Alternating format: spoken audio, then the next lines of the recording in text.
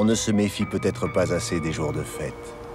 Même les plus vigilants peuvent baisser la garde quelques heures avant une réunion de famille.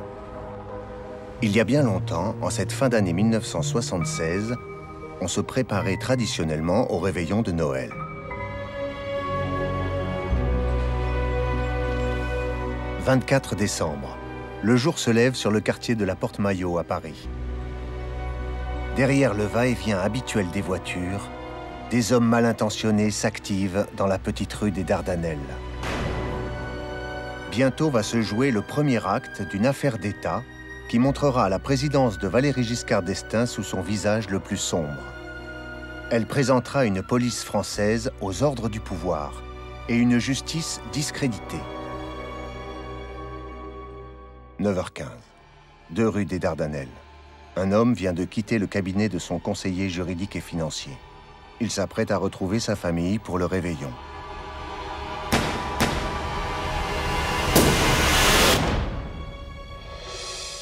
L'homme qui gît, face contre terre sur le trottoir, a visiblement une bonne cinquantaine d'années. Les curieux remarqueront les semelles usagées de celui qui vient d'être abattu.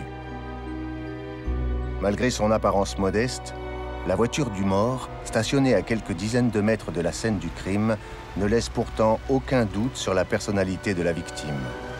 C'est celle d'un parlementaire. L'homme était issu d'une illustre famille comprenant des ducs, des maréchaux et pairs de France, des académiciens et des prix Nobel. Il s'agit du prince Jean de Breuil, député de l'Eure et ancien ministre du général de Gaulle. Tout d'un coup, à midi, j'entends une voix qui dit « Le monde politique est complètement retourné. » Alors, le monde politique, je commence à ouvrir une oreille par l'assassinat du député républicain indépendant. J'ouvre les deux oreilles et j'entends Jean de Breuil. Et j'ai été tétanisée. Quand j'ai appris le décès de mon père, nous étions en Normandie. Et ma mère m'a dit que mon père avait eu un accident grave, qu'il fallait rentrer à Paris.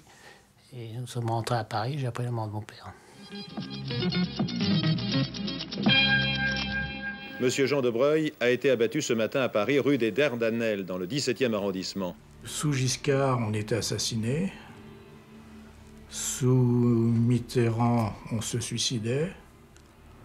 Et auparavant, on avait le droit aux deux.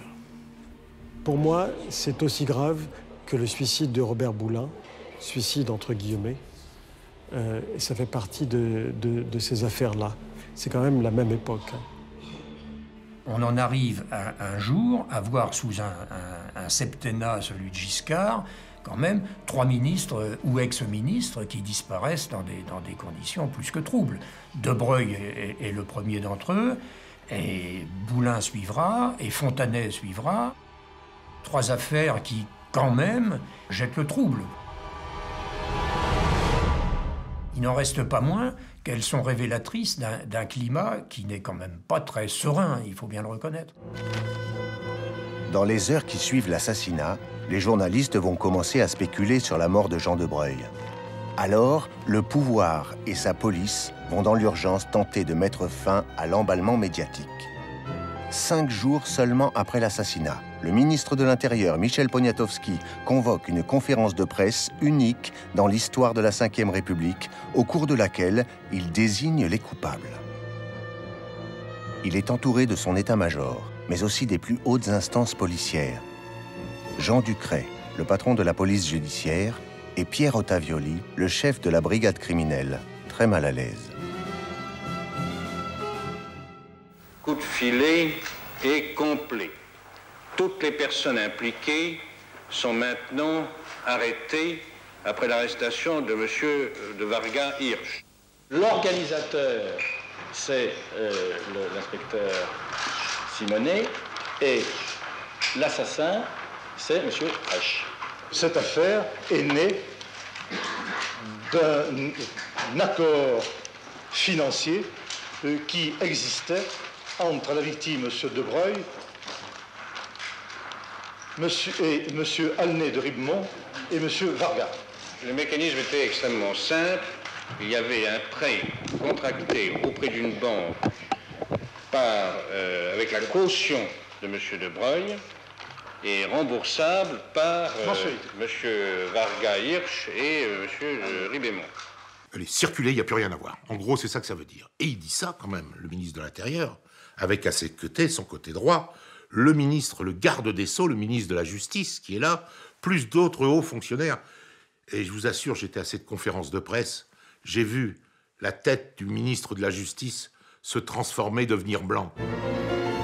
Le pouvoir fait fi de la présomption d'innocence, alors qu'un juge d'instruction vient juste d'être nommé.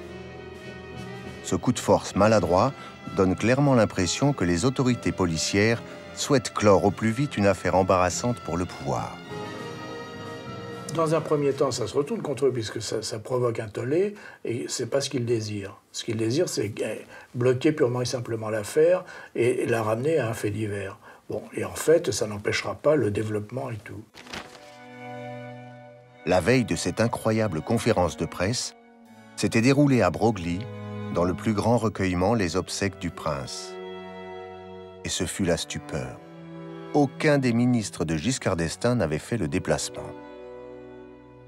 Le préfet qui était là a dit à ma mère, madame, il n'y aura pas de ministre. Alors là, tout le monde s'est regardé et on a compris que les ordres avaient été donnés par la présidence de la République ou par, enfin, probablement par la présidence de la République. Que cachait cet ordre pour que tous aient obéi au président et soient restés bien au chaud chez eux, préparer le réveillon du Nouvel An?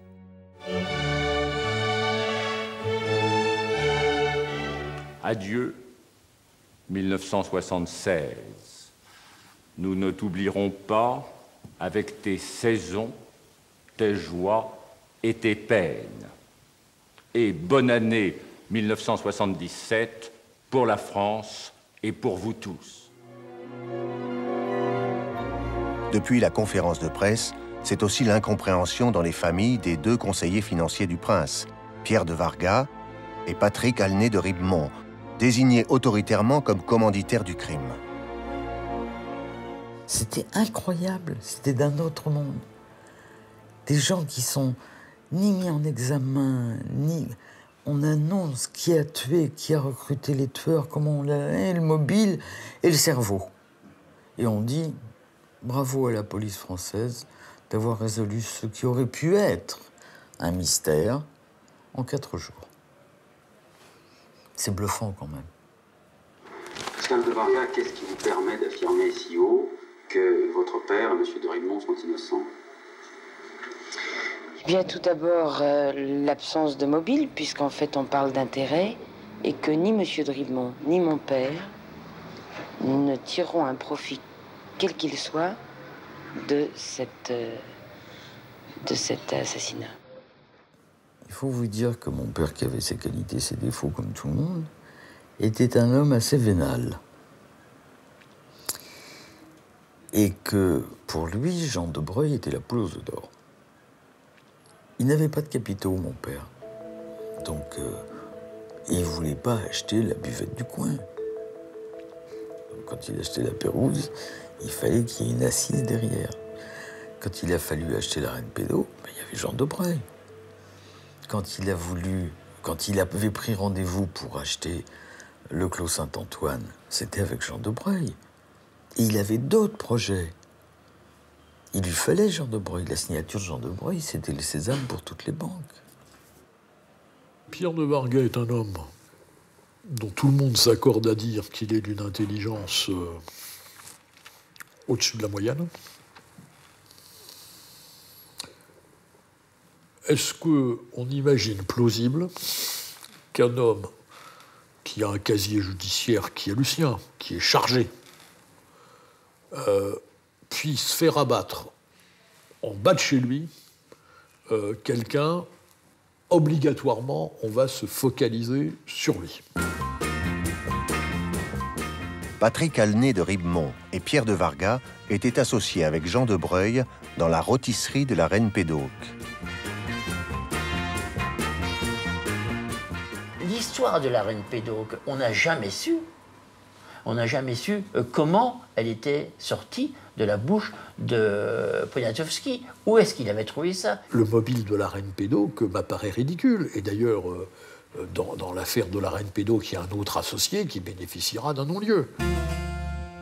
J'ai personnellement été incarcéré à la suite d'une enquête, disons curieuse, qui, tout au long de ce que j'ai pu en connaître par la presse, a été dirigée et orientée sur un seul thème. On n'a jamais essayé d'évoquer une autre possibilité que le motif qu'on appelle vulgairement de la reine Pédoc. La libération du PDG de la reine Pédoc, après 6 semaines d'incarcération, aurait dû immédiatement faire s'écrouler le mobile invoqué par le ministre de l'Intérieur et entraîner aussi la libération de Pierre de Vargas. Mais Pierre de Vargas restera incarcéré à la santé. Aucun autre mobile ne sera recherché. Personne n'a accusé mon père. Le tueur, Vargas, je ne connais pas. Il y a que Simonet. L'inspecteur de police Guy Simonet, désigné lors de la conférence de presse comme organisateur de l'assassinat, a toujours formellement accusé Pierre de Vargas. Bien noté par ses supérieurs, cet inspecteur de police, amateur de belles voitures, demeure évasif sur les raisons qui l'ont poussé à accepter le contrat. Il reste cependant la pièce maîtresse de la version officielle. Je l'accusais de rien, de Vargas. J'ai toujours dit que de Vargas, ça se passait bien au-dessus de sa tête. Et qu'il avait été obligé peut-être de se plier, pour des raisons que j'ignore. Mais de Vargas ne m'a jamais dit « je veux faire tuer de Broglie pour mon compte ». Il m'a dit « il faut le faire éliminer parce que c'est très grave, en haut lieu ». Dès le début, il m'a dit. Je vous assure que c'est très bizarre. En réalité, moi, j'ai cru que c'était une opération légale, pseudo-légale. Bon, à l'avocat, ça lui pose une question, quand même. Lui croyait participer à une opération dont on lui serait reconnaissant, et une opération qui était couverte par le haut pouvoir. Pendant 5 ans, la presse va dénoncer les incohérences de l'affaire. Un mobile qui ne tient pas, un commanditaire accusé puis relâché, un policier organisateur aux propos incohérents. Et pourtant, en cette fin d'année 1981, 6 mois après l'élection de François Mitterrand, le procès d'assises va juger l'assassinat du prince de Broglie en s'appuyant sur le mobile de la rôtisserie de la reine Pédoc. Mobile qui avait été présenté 5 jours après l'assassinat par la garde rapprochée du président sortant, Valéry Giscard d'Estaing. Nous sommes pour la première fois en direct de la cour d'assises de la Seine pour le procès de Broglie qui doit s'ouvrir dans quelques instants. Ladislas, rien d'autre à ajouter? Oui, je vous rappelle, Yves Mourouzi, que ce procès qui doit durer 2 mois risque fort d'être renvoyé à bien plus tard l'année prochaine. Renvoyé l'année prochaine, pourquoi, Claude Angéli? Pour recommencer tout à zéro? Peut-être pas tout à zéro, mais il y a tellement de choses encore à découvrir. Vous savez, je vois pas pourquoi on commencerait un procès si la justice estime qu'elle n'a pas tout en main pour juger ces gens. Le procès ne sera pas reporté. 2 mois plus tard, le tireur Gérard Frêche, le policier organisateur Guy Simonet et le supposé commanditaire Pierre de Vargas seront tous les 3 condamnés à 10 ans de réclusion criminelle. Jugement étonnamment clément pour un assassinat avec préméditation. Ce verdict est un verdict absurde.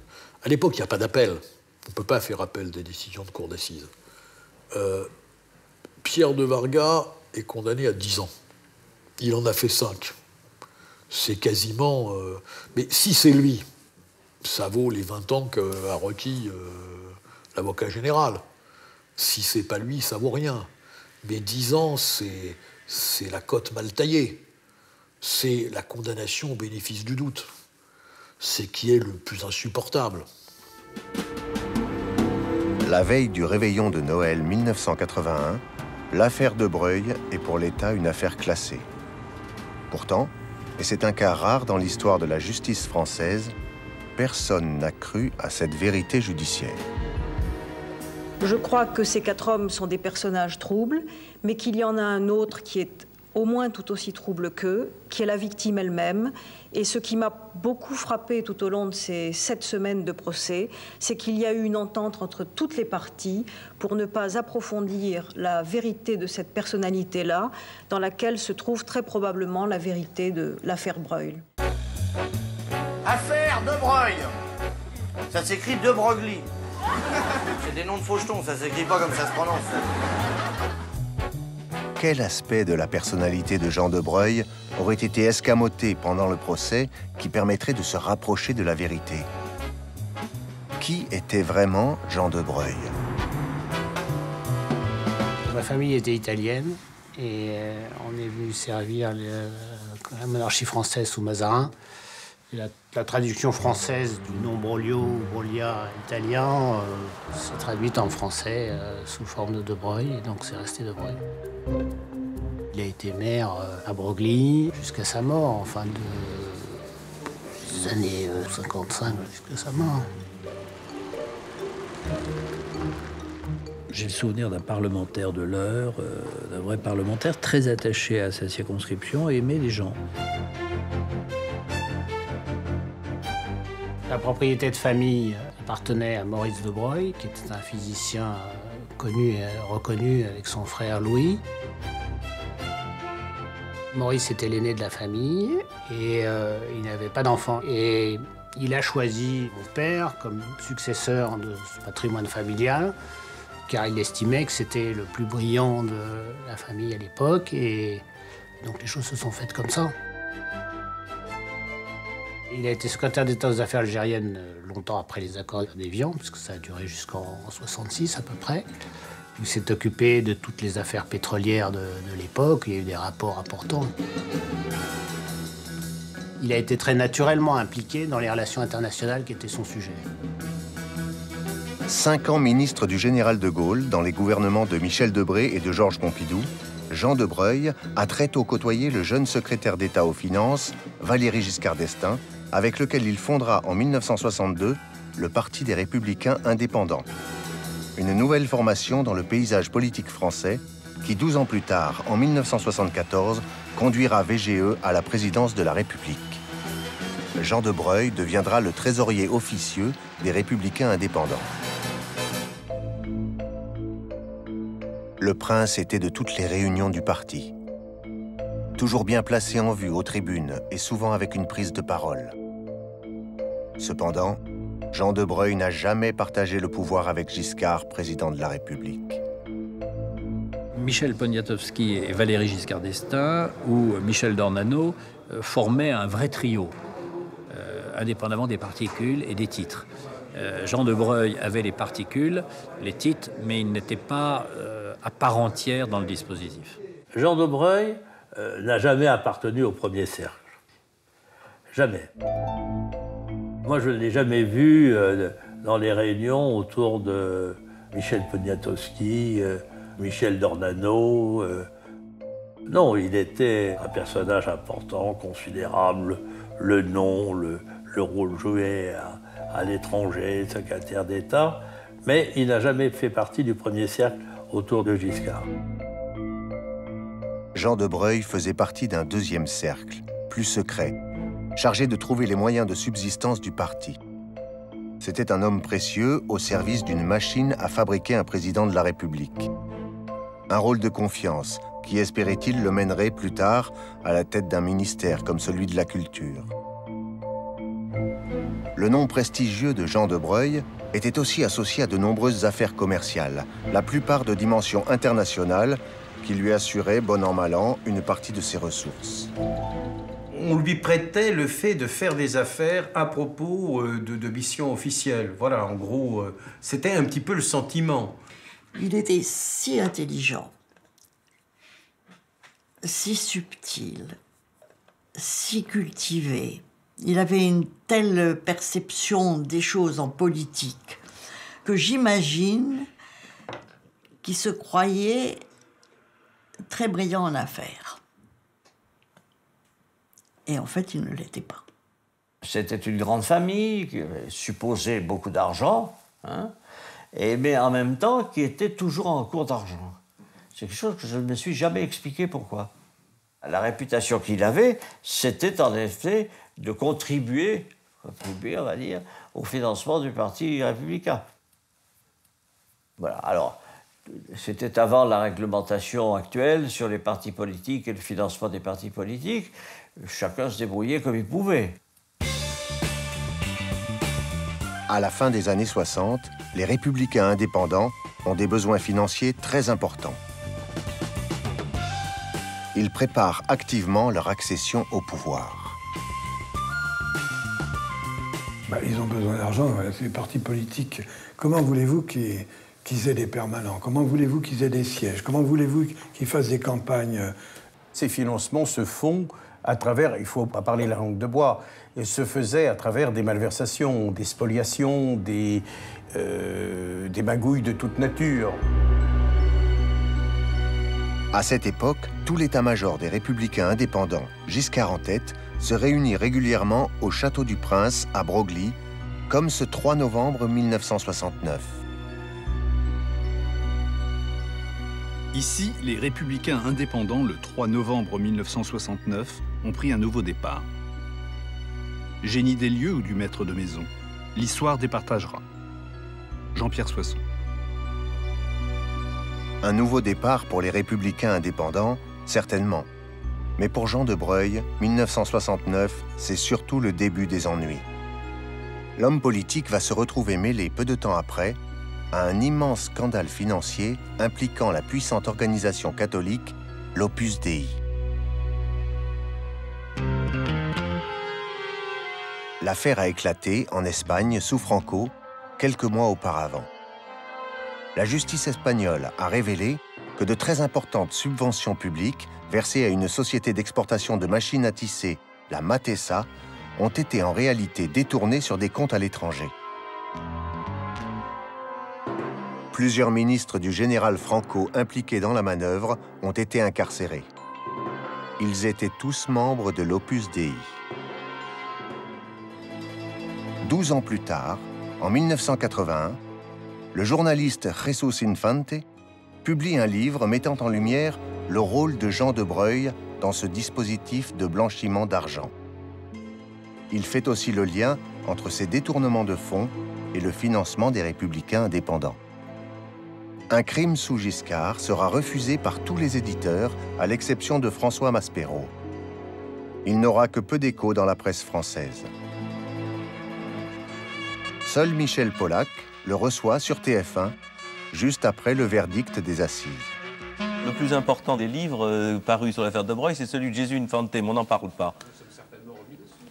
Jésus Infante, vous vous sentez victime d'une cabale? Non, non, pas du tout. Non. Je voudrais poser une question importante. Est-ce que les Français sont-ils disposés à accepter qu'un président de la République pourrait être l'instigateur d'un meurtre? En tant que petit journaliste travaillant dans une rédaction, on n'a pas les moyens d'aller fouiller au niveau de la Matesa, au niveau de l'Opus Dei, au niveau de tous ces systèmes-là.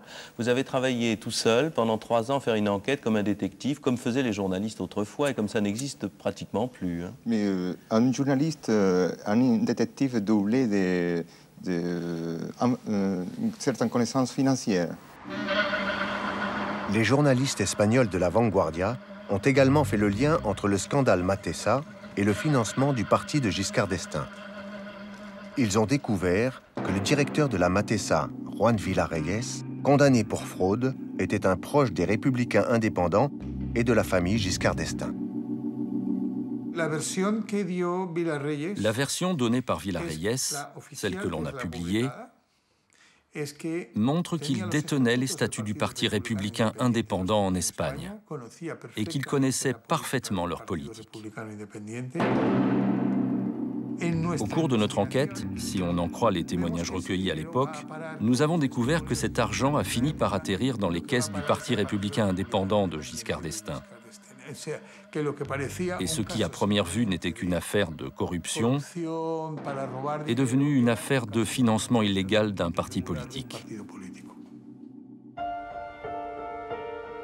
Lorsque le scandale de la Matesa éclate, en France, il n'y a aucun écho. Pas de vague, pas de lien avec des politiciens français. Si les relations entre la famille Giscard d'Estaing et l'Opus Dei étaient connues dans les milieux autorisés espagnols, ils ne furent pas révélés au grand public. On savait que la famille Giscard d'Estaing nourrissait des amitiés au sein de l'Opus. L'Opus Dei est souvent assimilé à une mafia. Leurs membres n'ont pas le droit de dire publiquement qu'ils en font partie. Le nom d'Edmond Giscard, le père de Giscard, apparaît régulièrement au cours de notre enquête. C'est un personnage important parce qu'il est à l'origine de l'affaire. Edmond, le père de Valéry Giscard d'Estaing, était un homme d'affaires, un homme de la finance, qui a mis ses relations au service du succès de sa grande ambition pour Valy, son fils Valéry, le futur président de la République. Il présidait à la destinée d'une banque, la Banque des Intérêts Français, installée au 23 rue Nicot, à Paris. Une rue qui deviendra la rue de l'Amiral d'Estaing, à sa demande. Edmond Giscard était en relation avec une banque, la Banco Popular espagnole. Les liens entre Edmond Giscard d'Estaing et l'Espagne, ce sont des liens qui remontent à 1962, lorsque M. Edmond Giscard d'Estaing tenait une banque, la Banque des Intérêts Français, dans laquelle deux Espagnols se sont retrouvés à prendre 30% des parts, ce qui fait de la banque de M. Edmond Giscard d'Estaing une banque sous influence de l'Opus Dei. Edmond Giscard d'Estaing est donc à la tête d'une banque associée à la banque de l'Opus Dei, la Banco Popular. En 1963, Valéry Giscard d'Estaing, ministre des Finances du général de Gaulle, mais aussi dirigeant de son parti nouvellement créé, les Républicains indépendants, rencontre à Madrid son homologue espagnol, qui n'est autre que le gouverneur de la banque de l'Opus Dei. L'entente est parfaite. Après les accords bancaires, les accords politiques renforcent les liens entre Edmond et l'Opus Dei. L'Opus Dei souhaite à cette époque promouvoir et soutenir financièrement des hommes politiques en Europe, sympathisant avec leurs idées. Pour la France, ce sera le nouveau parti de Valéry Giscard d'Estaing, les Républicains indépendants. Cette stratégie doit être la plus discrète possible. Elle s'appuiera sur la création de plusieurs sociétés écrans et d'établissements bancaires suisses. Les fonds à destination de la France transiteront par l'intermédiaire d'une société écran au Luxembourg, la Sodetex, dont Jean de Breuil sera le représentant légal. L'affaire s'est, semble-t-il, conclue à Madrid, au restaurant El Coto. Au restaurant El Coto, à Madrid, il y avait le président de la Banque d'Espagne, et Giscard. C'est au cours de ce repas qu'il a été décidé que De Breuil, qui n'était pas présent, serait l'homme de la Sodetex, le lien entre la France et l'Espagne pour l'affaire en question. C'est ainsi qu'en mai 68, alors que la grève générale paralyse la France, la Sodetex est enregistrée au Luxembourg, où de vastes opérations de blanchiment d'argent commencent à se mettre en place. Ernest Beckes, spécialiste de la finance internationale, qui a révélé le scandale Clearstream en 2001, a retrouvé dans un vieil ordinateur chez lui au Luxembourg les statuts que l'on croyait disparus de la Sodetex. Il y avait toute une série d'avantages créés par les lois holding et tout ce qui tourne autour qui ont fait que le Luxembourg a été considéré comme la place idéale pour faire des opérations qu'on ne savait pas faire dans son propre pays. Un mois après la création de la Sodetex, apparaît le nom de Jean de Breuil comme administrateur, ainsi que celui de son ami député Charles Bignon et du banquier suisse Robert Leclerc. Ici, on dit encore que c'est Jean de Breuil, préqualifié administrateur délégué, par sa seule signature peut engager la société.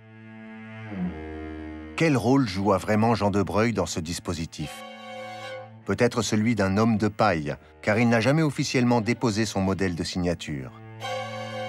C'est un certain Raoul de Léon qui apposera la sienne sur toutes les opérations financières de la Sodétex. Raoul de Léon était un proche d'Edmond Giscard d'Estaing. C'était un homme d'affaires, collaborateur notoire pendant l'occupation et déchu de la Légion d'honneur en 1975. Il fut durant des années le fondé de pouvoir de Jean de Breuil. Je n'ai jamais vu Raoul de Léon, jamais. Pour moi, c'est un fantôme et c'est tout. Je ne l'ai jamais vu. De Léon, c'était un type mystérieux qui gagnait de l'argent de ci et de là et qui faisait des coups, quoi, comme on disait à l'époque. Raoul de Léon était le fondé de pouvoir de Jean de Breuil.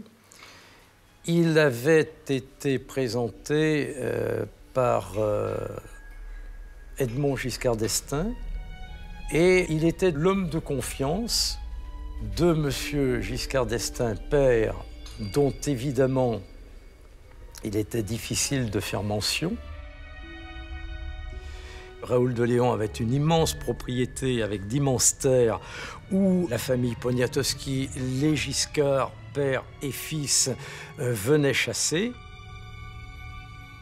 On ne trouve aucun lien direct entre Raoul de Léon et Edmond Giscard d'Estaing, puisque les affaires traitées par Raoul de Léon sont traitées, en fait, avec du moins la signature de Jean de Breuil. Mais tout le monde avait compris quand même que Raoul de Léon était un personnage clé. Je me souviens très bien de l'entretien qu'on a eu chez lui, avenue Montaigne. Je me demandais s'il ne nous avait pas reçus aussi pour savoir ce que nous savions. Christian Delahaye et moi, on avait peur de le rencontrer parce qu'il y avait cette espèce de halo de mystère autour de lui. C'était l'appartement d'un grand bourgeois. On sentait un homme qui était assis sur une certaine puissance financière. Mais à chaque fois qu'on pointait sur des affaires en particulier, avec un grand sourire, il réussissait à s'échapper. Extrêmement habile, extrêmement intelligent. Malgré cette discrétion habilement entretenue, le nom de Raoul de Léon sera cité avec une surprenante pertinence par le journal Le Monde 10 jours seulement après l'assassinat. L'article daté du 7 janvier 1977 l'associe au scandale de la Matessa et à la fameuse Sodétex présidée par Jean de Breuil. Sodétex apparaît pratiquement tout de suite parce que parmi l'équipe de mes reporters, il y avait un stagiaire de l'ENA. Et le stagiaire, de par sa formation énarchique, était tout à fait volontaire et se débrouillait très bien pour aller fouiller dans la documentation du tribunal de commerce de Paris. Et c'est comme ça qu'il nous a apporté un jour les éléments d'une société française qui travaillait en relation avec une boîte luxembourgeoise qui s'appelait la Sodétex. Parler en France de ce scandale qui implique les Giscard d'Estaing et le prince de Breuil, mort 10 jours plus tôt, va immédiatement se révéler dangereux. Moi, je voulais faire une conférence de presse dessus.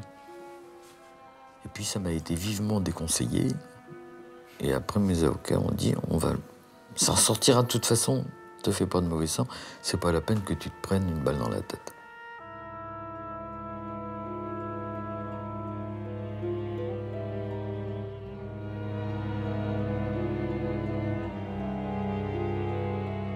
Cet article du Monde aurait dû être une bombe. Malgré l'importance de ces révélations, celles-ci n'auront que peu de conséquences sur l'enquête judiciaire française. C'est là qu'on s'aperçoit que les journalistes qui croient être le quatrième pouvoir se trompent. On a les moyens d'écrire, on a la liberté d'écrire, la liberté d'enquêter et tout, mais...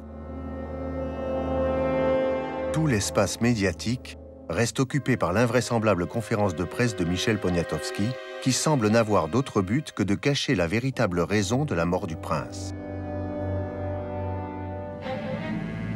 Raoul de Léon sera quand même entendu par la brigade criminelle, mais à la surprise générale des journalistes, il sera aussitôt rendu à ses occupations sans jamais être inquiété. Il reste l'un des personnages les plus protégés de l'affaire de Breuil.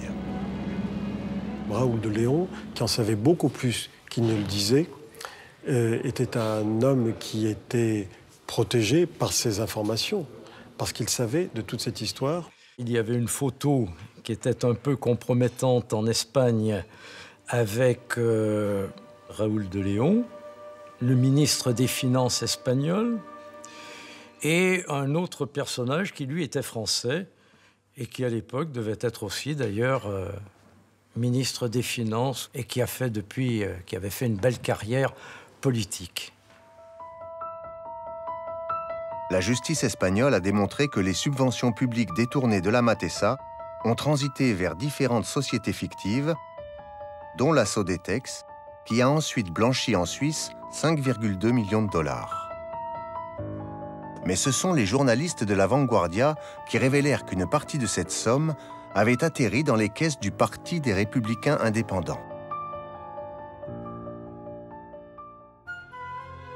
Les personnes dont les noms sont associés à la Sodetex ont eu des destins curieusement tragiques.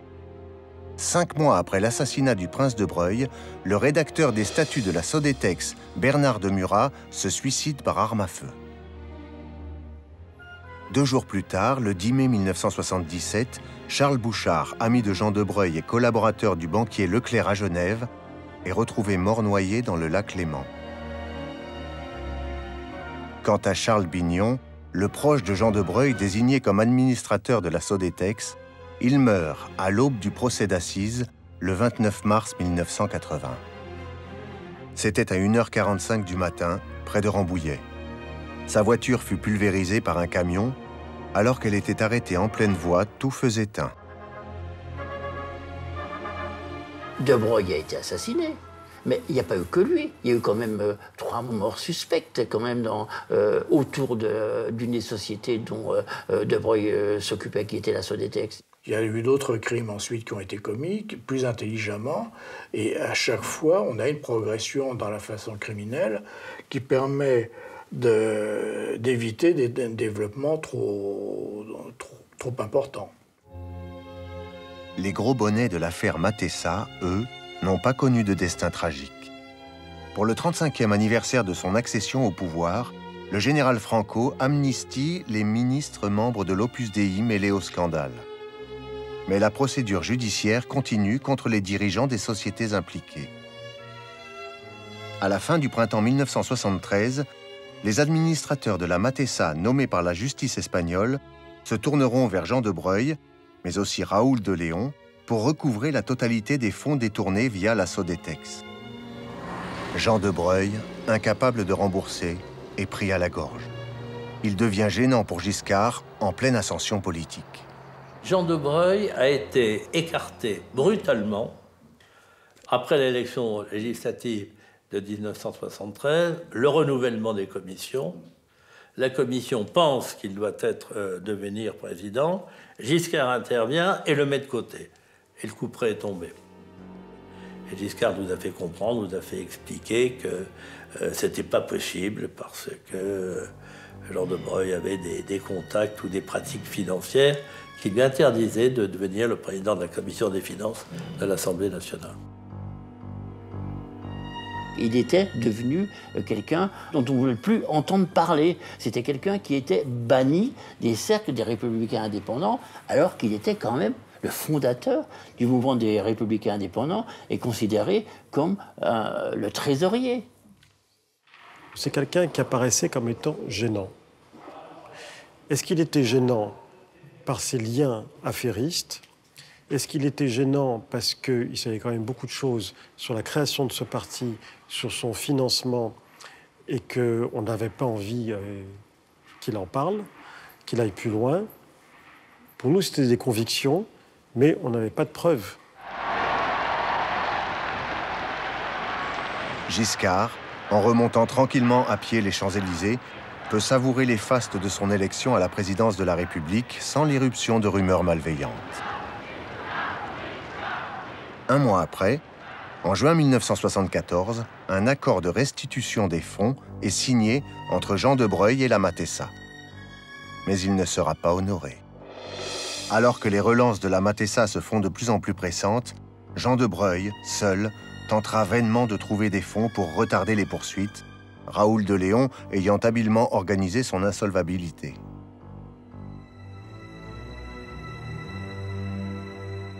Je sais qu'un jour, dans l'été 76, Raoul de Léon avait téléphoné de manière particulièrement insistante à la permanence. Et je transmettais bien entendu les communications, ce qui paraissait normal. Et Jean de Broglie, excédé, m'avait dit, je ne sais plus ce qu'il m'avait répondu, il m'avait dit je ne veux plus en entendre parler, ou je ne veux plus le prendre au téléphone, ou quelque chose comme ça. À l'automne 76, très inquiet, le prince prend une importante décision. Il démet définitivement Raoul de Léon de tout pouvoir sur ses affaires, qu'il confie à Pierre de Vargas. Et il me disait souvent, Nicole, faites bien attention. Les moutons, c'est très gentil, mais quand ça se met en colère, alors là, ça explose. Jean de Broglie décide de se tourner vers le RPR de Jacques Chirac, l'ennemi juré de Giscard. Il détient des informations, mais aussi probablement des documents compromettants pour le pouvoir en place. Mon père est venu déjeuner, c'était donc un dimanche, il est à l'arrivée de Normandie, et il a expliqué qu'il allait au congrès du RPR à la porte de Versailles. Ma mère s'en est un peu étonnée, et il a répondu, de toute façon, Giscard est foutu. Les choses sont claires, et je vais au congrès du port de Versailles. J'ai l'honneur de proclamer Jacques Chirac, président du Rassemblement pour la République.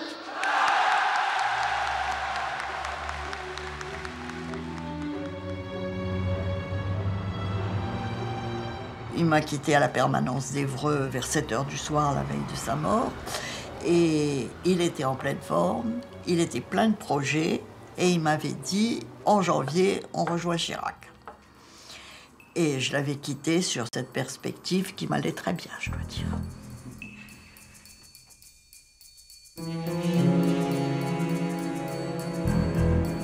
Mais Jean de Broglie ne rejoindra jamais le RPR. 24 décembre 1976, le jour à peine levé, le contrat lancé sur la tête du prince va être exécuté.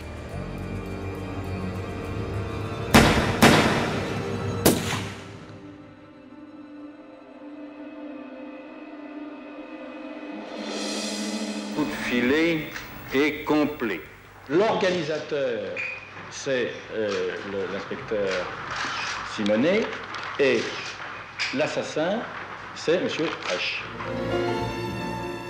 En seulement 5 jours, les coupables sont arrêtés sur la base d'un mobile fumeux auquel personne ne croira. Surprenante aussi est la désignation sans émotion apparente d'un policier comme organisateur du crime, l'inspecteur Guy Simonet. Guy Simonet sera arrêté 3 jours après l'assassinat à Marly-le-Roi. Après 48 heures de garde à vue et des dépositions contradictoires, le policier acceptera de reconnaître devant l'équipe du commissaire Ottavioli être le seul organisateur de l'assassinat commandité par Pierre de Vargas. Sa version des événements révélera une entreprise criminelle très approximative, lancée 6 mois plus tôt par une bande de truands hétéroclites. Une bande à l'image du policier lui-même, connu comme chanteur de charme à Pigalle, sous le nom de Serge Dancal. Et Simonet, tout de suite, il m'a mis au courant. On m'a dit, bon, tu sais ce qu'il y a à faire? Je dis, oui, on a vaguement parlé. Bon, il y a un contrat contre de Broglie. Prince. Oh, bah, oui. Ça me disait rien, parce que j'ai pas regardé les pages mondaines, moi.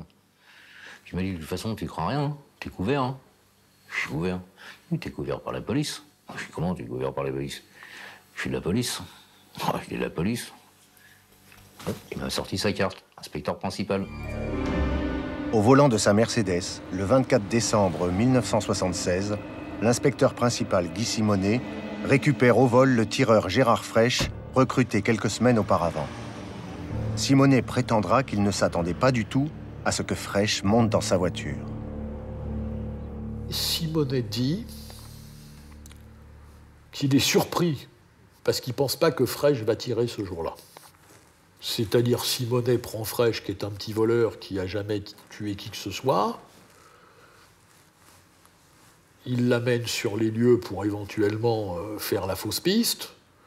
Mais il se dit, il passera jamais à l'acte. Guy Simonet, le flambeur, qui avait reconnu être l'organisateur du crime, affirme désormais de livre en livre ne pas être celui qui était à la manœuvre ce 24 décembre, sans en dire plus. Si j'avais été complice, je me serais comporté autrement quand même. Non, il me semble vraiment d'être fou.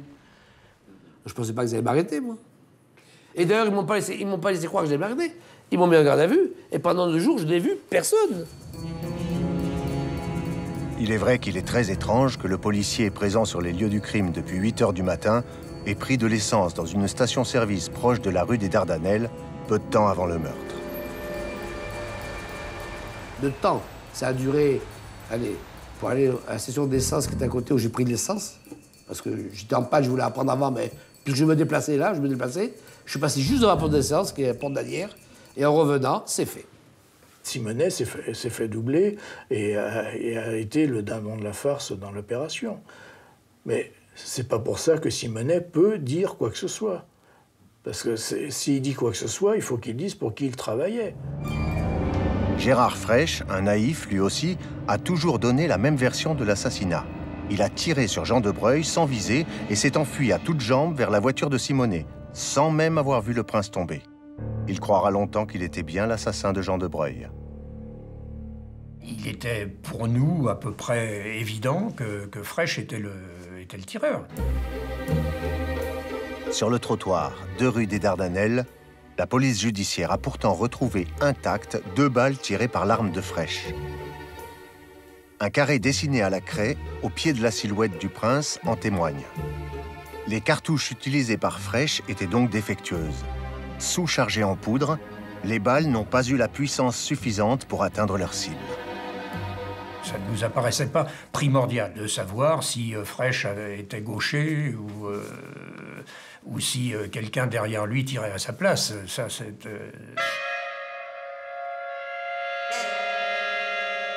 Il est quand même bien mort touché du premier coup, hein, monsieur de Breuil. Hein. Donc le gars avait l'habitude de faire ça. Est-ce que vraiment la petite frappe qui a été impliquée dans l'affaire était capable de faire ça? Parce que pour tuer un homme de sang-froid comme ça, et du premier coup, et bien l'ajuster... Il se prostituait pour gagner sa vie. C'est un pauvre gars. Franchement, si j'avais quelqu'un à faire tuer, j'irais pas prendre un type comme Frêche, quoi. C'est pas sérieux. De qui avait peur Gérard Frêche? Il aura attendu 10 ans et sa sortie de prison en 1987 pour confier à la presse une information sensationnelle. Il s'interroge sur la présence d'un second tireur rue des Dardanelles. Pour lui, ce n'est pas une de ces balles qui a atteint mortellement Jean de Breuil. Frêche a tiré face au prince alors que la balle mortelle a atteint Jean de Breuil de dos au-dessus de l'oreille gauche pour finir sa course derrière le sternum. Une balle tirée de haut en bas, ajustée avec précision. Le juge Floch n'a pas fait beaucoup de cas de l'hypothèse d'un second tireur. Mais il faut comprendre que dès les premières semaines de l'instruction, il va être confronté à un certain nombre d'informations perturbantes. Notamment que Jean de Breuil était surveillé de près par les renseignements généraux. Le juge entend très vite le témoignage d'un inspecteur de la 1re brigade territoriale, Jean-Luc Ruiz, qui patrouillait Porte-Maillot la nuit du crime à bord d'une R12 banalisée. Je pense que la présence des renseignements généraux, avant de très bonne heure le matin, était bien liée à l'affaire de M. de Breuil. J'étais de nuit radio à la 1re brigade territoriale de police judiciaire. En police judiciaire, on regarde s'il y a 4 individus dans une voiture, c'est suspect la nuit. Hein? Il était environ 7 heures du matin quand on a effectué cette ronde-là. L'enquêteur qui conduisait a dit « Tiens, bah regarde, il y a des mecs dans une voiture. » J'ai dit bah, « Attends, fais le tour, je reconnais cette voiture. » C'était la voiture des RG. Elle est stationnée à l'entrée de la rue des Dardanelles. Je l'ai conduite pendant 3 à 4 ans, cette voiture. Donc on se met à côté d'eux, pour leur dire bonjour et leur demander en même temps ce qu'ils faisaient là sans nous avoir avertis. Et au moment où on arrivait à la hauteur, moi j'étais passager, eux ils sont partis comme des dingues, mais comme des dingues. Comme s'ils avaient quelque chose à cacher. Mettre 4 fonctionnaires dessus, embarqués pour une nuit, pour une filoche d'une nuit, alors ça peut s'expliquer que si effectivement il y a une information selon laquelle un coup se prépare.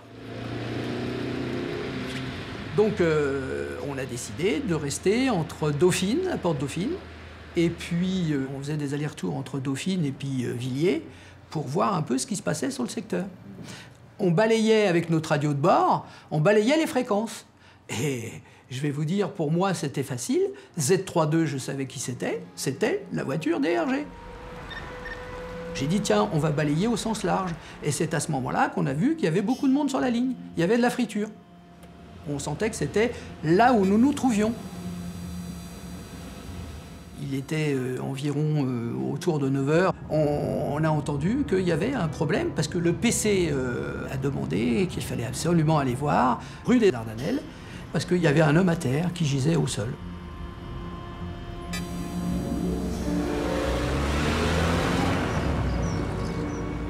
Cham, qui était le patron des renseignements généraux à l'époque de l'assassinat de Jean de Broglie.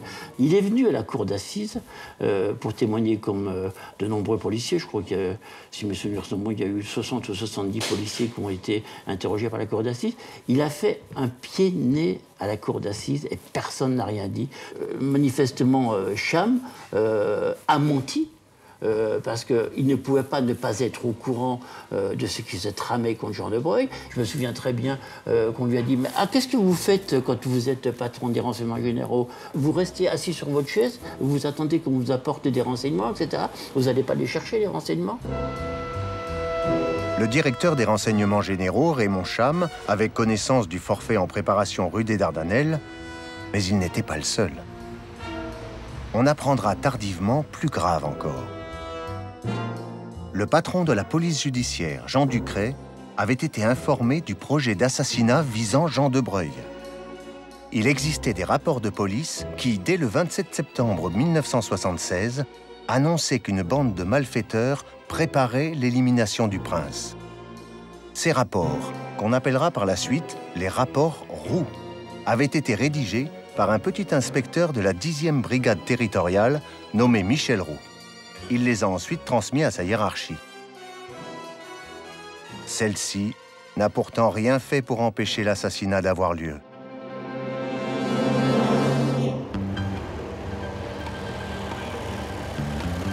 L'inspecteur Roux tenait ses informations de l'homme à la 2 chevaux, un certain Albert Léris, un indicateur très apprécié de plusieurs services de police, dont la PJ. Albert Léris, dit Monsieur Albert, était le fils d'un ancien inspecteur DRG. Il tenait à Chaville, dans les Hauts-de-Seine, un bar ouvert les week-ends, le King. J'ai connu à Chaville un monsieur qui s'appelait Albert Léris, qui était tenancier patron d'une discothèque, qui était à ses côtés dans la région à l'époque, et qui recevait beaucoup de fonctionnaires de police du quartier. Dans cet établissement, pour le moins interlope, se côtoyaient flics et truands et se négociaient des affaires de banditisme. Il était assidûment fréquenté par l'inspecteur Roux, mais aussi par l'inspecteur Simonet. Mais l'énigmatique Monsieur Albert n'était pas qu'un bon informateur. C'était aussi un homme de main lié aux polices parallèles et mêlé à des trafics en tout genre. Albert Léris et d'autres barbouzes comme lui se réunissaient dans le 15e arrondissement de Paris, au cabinet d'un petit assureur du nom de Masson. Devant ce cabinet apparaît au mois de décembre 1976 une imposante Chevrolet. Cette Chevrolet sera retrouvée, après le meurtre, stationnée près du domicile de Jean de Broglie, rue Adolphe-Yvon. Dans la boîte à gants se trouve une attestation du cabinet Masson assurant la voiture au nom de Gérard Fraîche. L'hypothèse d'un projet avorté d'enlèvement du prince dans sa rue est avancée. Le juge Guy Floch fait saisir la Chevrolet comme pièce à conviction.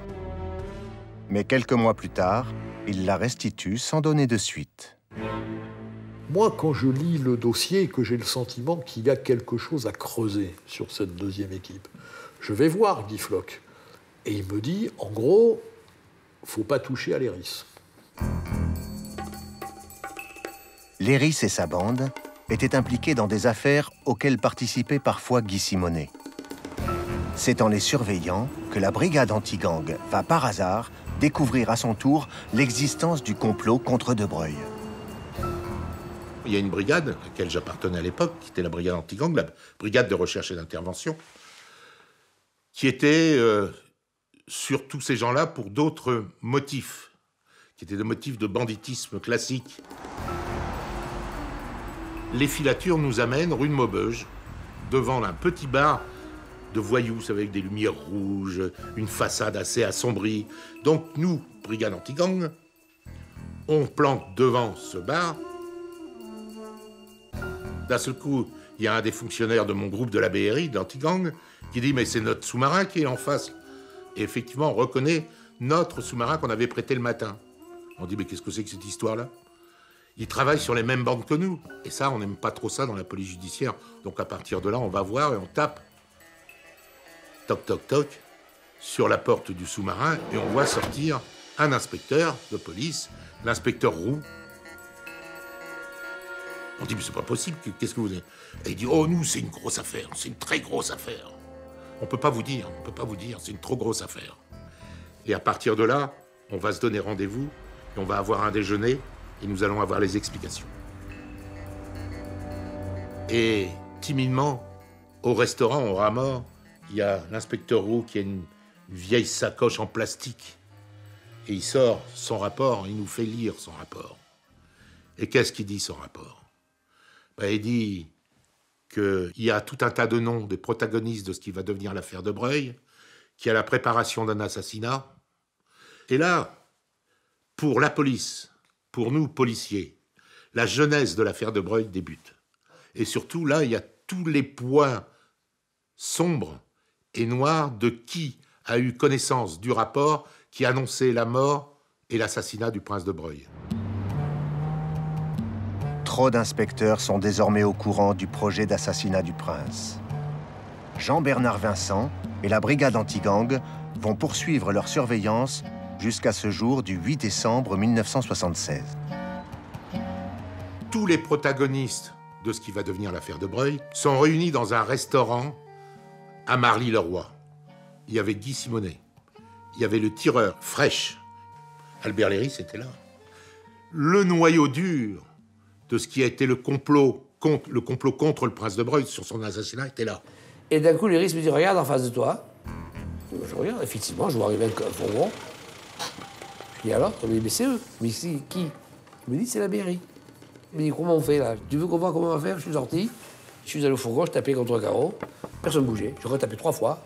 Je lui ai donné un coup de pied à la porte, je crois.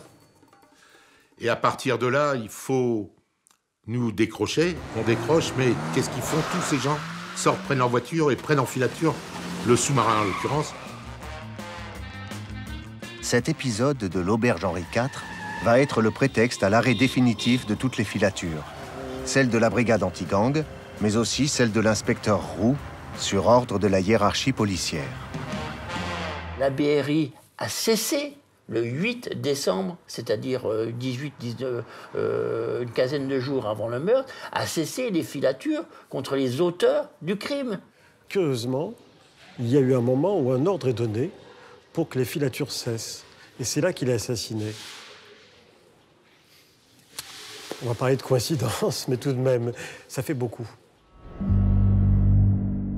La police cachera l'existence de ces filatures à l'enquête judiciaire, mais ne pourra pas empêcher la publication, en avril 1980 par le Canard enchaîné, des rapports Roux annonçant la mort du prince. L'inspecteur Roux, sollicité par des journalistes plus pressants que jamais, a été sommé de se taire, ce qu'il n'a pas fait. Vous pensez que dans cette affaire, on a voulu étouffer certains documents, certains rapports? Écoutez, je suis toujours un fonctionnaire de police en activité. Je sais que je pourrais subir quand même des rigueurs de mon administration, mais il faut quand même établir la vérité. Je pense que oui. Je pense que oui. La gravité des révélations fragilise le président et son entourage et déclenche l'ouverture d'un complément d'information judiciaire. Nous sommes 1 an avant l'élection présidentielle. La presse révèle en outre que le juge Floch avait eu ses rapports en main 1 mois après l'assassinat de Jean de Breuil, sans rien en faire. Il est alors tenu de s'expliquer. Floch surprend ses confrères magistrats en déclarant qu'il n'avait pas intégré les rapports Roux dans sa procédure à la demande expresse de la police afin de protéger le fameux indicateur Albert Léris. C'est l'incompréhension, d'autant qu'il n'y aura aucune suite judiciaire à cette grave dissimulation. Pour moi, l'affaire de Breuil est le prototype même du mensonge d'État et du secret d'État qui a été conservé et qui a été mené jusqu'au bout sans qu'on sache absolument rien des tenants et des aboutissants de ce dossier qui, normalement, aurait dû faire chanceler le gouvernement et mettre un certain nombre de ministres à la porte et qui n'a abouti à rien, même pas à une sanction contre des fonctionnaires de police. La gauche parlementaire, soutenue par le RPR, va demander la mise en place d'une commission d'enquête. Elle siégera durant 9 mois au Palais Bourbon en vue de traduire Michel Poniatowski devant la Haute Cour de justice. Nous ne pensons pas que cette affaire puisse se terminer sur un rideau qui se baisse dans la nuit sans que la lumière soit faite. C'est notamment Narquin, le père de Madame Bachelot, qui est un gaulliste très anti-giscardien, qui va multiplier les demandes d'enquête, les demandes d'audition, les diverses et variées. On reproche au ministre de l'Intérieur la violation du secret de l'instruction le 29 décembre 1976. L'enquête était sous la responsabilité d'un juge et Michel Poniatowski n'avait pas le droit de désigner des coupables. On lui reproche également la non-assistance à personne en danger. Pour la famille, cela voulait dire que peut-être, même probablement, on aurait sauvé la vie de M. de Breuil si simplement on l'avait prévenu de ces menaces sur lui. Jean Ducret, le patron de la police judiciaire, avait-il, oui ou non, transmis à Michel Poniatowski les fameux rapports Roux? L'inspecteur Roux fait un rapport, c'est remonté, et c'est Ducret qui dira « moi je ne l'ai jamais reçu ». En tous les cas, il a dit qu'il ne les avait pas transmis. Et ces 9 mois n'ont pas établi que Michel Poniatowski était informé.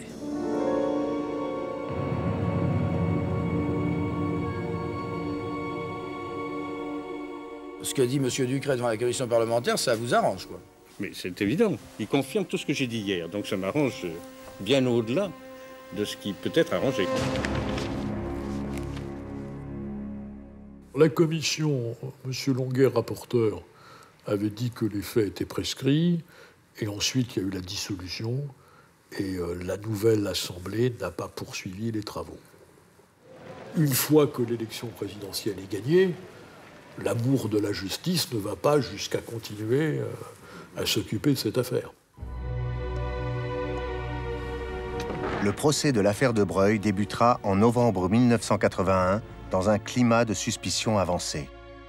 Le président des Assises, André Giresse, écrira dans son livre « Seule la vérité blesse » « En plein état de grâce socialiste, on faisait prévaloir en cour d'assises la thèse du crime crapuleux, défendue en dépit du bon sens par Poniatowski et son état-major. » L'événement a fait l'effet d'une bombe cet après-midi à la cour d'assises de Paris. 3 semaines après l'ouverture du procès de l'affaire de Breuil, le président de la Cour, M. Giresse, a mis directement en cause un ancien ministre de l'Intérieur et son état-major de la police. L'affaire de Breuil est devenue, a-t-il dit, un Watergate français. C'est un coup d'éclat, c'est la justice qui se rebiffe et qui dit il y en a assez que la police, finalement, nous traite comme quantité négligeable. Et donc, il faut réaffirmer la supériorité du juge, parce que l'institution judiciaire, c'est les juges qui la dirigent et qui l'administrent, ça n'est pas la police et ça n'est pas la politique. Dès le départ, les dés sont pipés, Et finalement, vous savez que les dés sont pipés, vous avez des éléments pour comprendre que les dés sont pipés, mais finalement, vous en restez avec l'affaire des dés pipés. C'est la première fois, je crois, qu'un président de la cour d'assises pratiquement critique sa propre décision, décision prise avec le jury et la cour, bien entendu, mais enfin, c'était sa décision. Ça m'a bien entendu beaucoup surpris. J'ajoute quand même qu'un président de cour d'assises, s'il estime que des choses n'ont pas été faites, s'il estime que l'instruction est incomplète, il a toujours la possibilité d'interrompre les débats et d'ordonner un supplément d'information. Ce qu'il n'a pas fait. J'ai pu me faire communiquer des registres d'écoute, des fiches téléphoniques et même des rapports d'archives qui avaient été bloqués par un magistrat instructeur. Je pense, pour une fois, que la magistrature, dans une affaire d'État, a osé dire tout haut ce qu'elle ne dit même pas tout bas. C'est un choc, c'est une colère. Vous savez, j'ai mis des années à accepter ça. Enfin, et d'ailleurs, même maintenant, en reparlant, je trouve toujours que ce verdict était injuste. Le lendemain du procès, ou dans les 48 heures qui ont suivi, Victor François de Breuil, qui avait noué des liens avec les avocats de la défense. Et alors, je lui ai dit, bah, tiens, si tu veux, on va faire un dîner chez moi avec tous les participants. Roland Dumas, Christine Courrégé, moi, Charles Robaglia, ce qui était étonnant, parce que c'était l'avocate fraîche du tueur. Et nous avons tous dîné ici. Et c'était très sympathique. Et effectivement, je crois que c'est assez rare dans les annales judiciaires. Ça ne se produit pas fréquemment. C'est rare, mais c'est un procès rare. C'est, je crois que, procès exceptionnel, réaction exceptionnelle. Tout le monde est bien d'accord que ce procès n'a rien réglé et que personne n'a jamais trouvé la vraie raison, dont je ne parlerai pas parce que je ne veux pas parler de l'affaire. Des raisons de se taire, beaucoup en ont eu et en ont encore dans l'affaire de l'assassinat du prince de Breuil. L'inspecteur Guy Simonet sort de prison 1 an et 5 mois après le verdict des assises. Il est réhabilité dans la police et conforté par la Cour d'appel de Versailles qui fait disparaître de son casier l'inscription de sa condamnation pour complicité d'assassinat. Depuis 1988, son casier judiciaire est vierge. Sans rancune, malade et transféré dans les pièces réservées aux prévenus de l'Hôtel-Dieu, Pierre de Vargas y donnera des conseils juridiques et finira de purger sa peine le pinceau à la main. Il peindra un tableau crypté représentant la justice, l'affaire de Breuil et peut-être le visage du commanditaire. Cette toile porte le nom de Mascarade. J'ai l'œil quand même un peu avisé. Bon, je vois bien qui c'est. Et bien il me dit, tu te trompes pas. Il me disait, tu ne te trompes pas, c'est ça.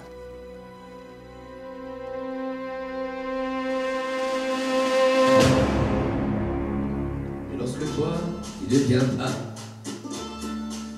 J'y vois un coin de ciel qu'on m'accorde en faveur, mais je t'attends chaque fois à croire que maintenant tu sais lorsque c'est l'heure. Son pijunato e mamma sinemore perdona mio mamma. Infatti, tanto male. Sono pigiunato